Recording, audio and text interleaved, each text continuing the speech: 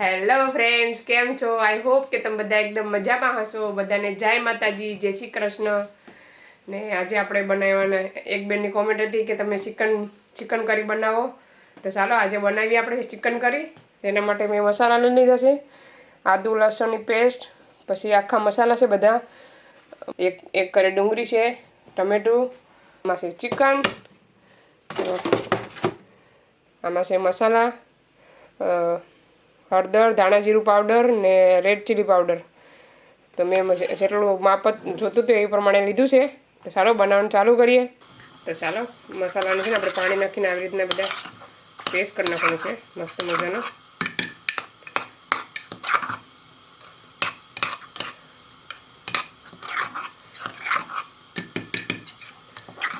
આદું છે ને વધારે લેવાનું છે, લસણ ઓછું લેવાનું છે. ચાલો પેસ્ટ બનીને રેડી થઈ ગયો. મેં એમાં લસણ કહેશું હતું ને, તમે એમાં જ મસાલો બનાવી નાખો. ચાલો હવે તેલ એડ કરી દઈએ. આપણે અહીંયા 3.5 પાવડા તેલ એડ કરવાનું છે, કેમ કે આજે મેં નાની ચિકન લીધીશ. ચાલો હવે બધા મસાલા ખડા એડ કરી દઈએ આપણે. એને થોડાક એવા થવા દેવાના. ચાલો હવે આપણા મસાલા થઈ ગયા છે થોડા, આપણે એડ કરી દેવાનું છે આદુ લસણ પેસ્ટ.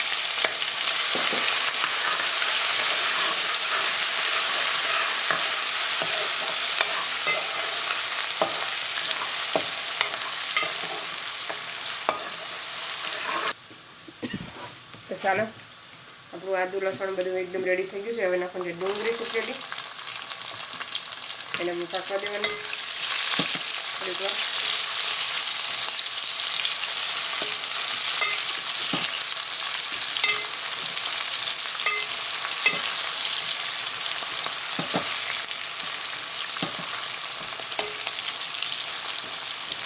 હવે નાખવાનું છે ટમેટું.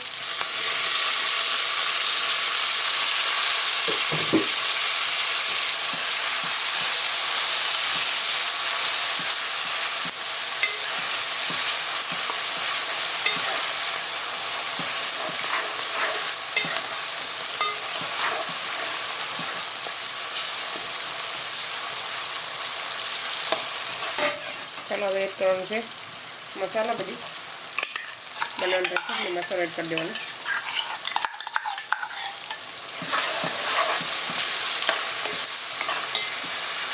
સ્વાદ અનુસાર નિમક,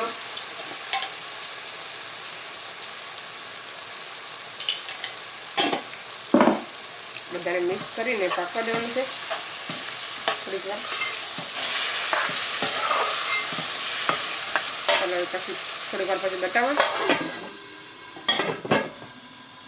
ચાલો હવે આપણે મસાલો જોઈ લઈએ.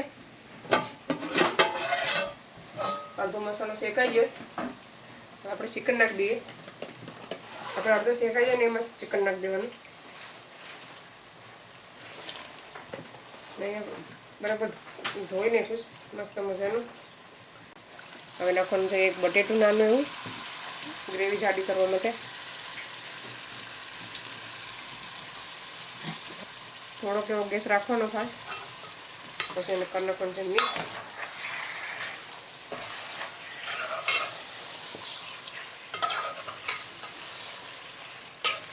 મસાલામાં પાકવા દેવાનું છે 5 મિનિટ સુધી. એકદમ મસાલા સાથે ચિકન સાથે મસાલો બેસે નહીં ત્યાં સુધી પાકવા દેવાનું છે. ચાલો હવે મેં થોડીક વાર પછી બતાવવા તમને. ઢાંકી દેવાનું. હવે આપણે ચિકન જોઈ લઈએ. થોડીક મને વધારે વાર લાગી, મહેમાન આવી જતા એટલે. પછી મસાલામાં પાકી તો પાણી જે મેં નાખ્યું નથી એનું જ પાણી વરસે.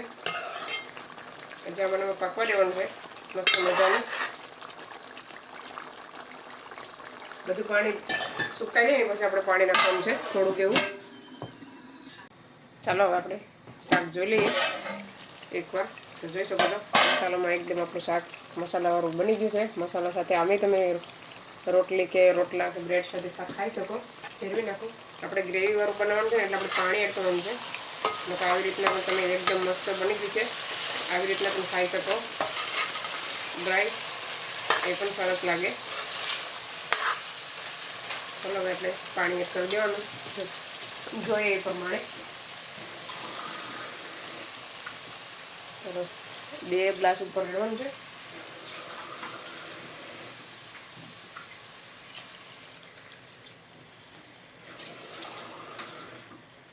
ચલો આપણે અડધી ગ્લાસ પાણી એડ કર્યું. બટેટા છે ને એટલે પાણી થોડું સૂઈ જાય પાછું.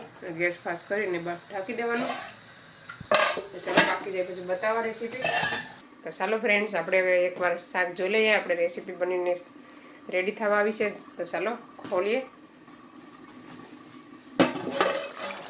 ચાલો સરસ મજાનું શાક રેડી થઈ ગયું છે.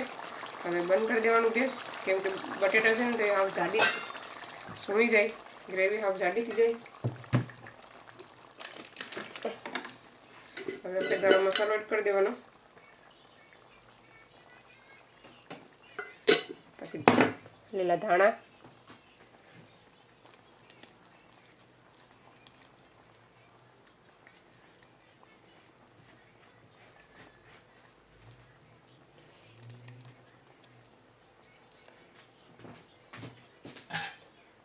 ચાલો મસ્ત મજાનું આપણું ચિકન શાક બનીને રેડી થઈ ગયું છે. ચાલો હવે ખાવા ટાણે સીધા મળીએ, આપણે જમવા ટાણે મળીએ. ઢાંકી દે પછી બતાવો પાછી. હવે ઠંડુ થઈ ગયું છે, જોઈ શકો છો શાકનો કલર એક નંબર આવ્યો છે. તો ચાલો આપણે હવે લઈ લઈએ થાળીમાં. રોટલા ખાઈને રોટલા સાથે આપવાનું છે ને શાક ભાત સાથે આપવાનું.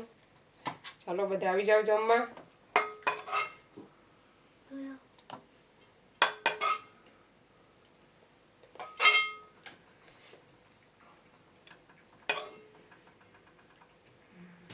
ચાલો અમે જમી લઈએ.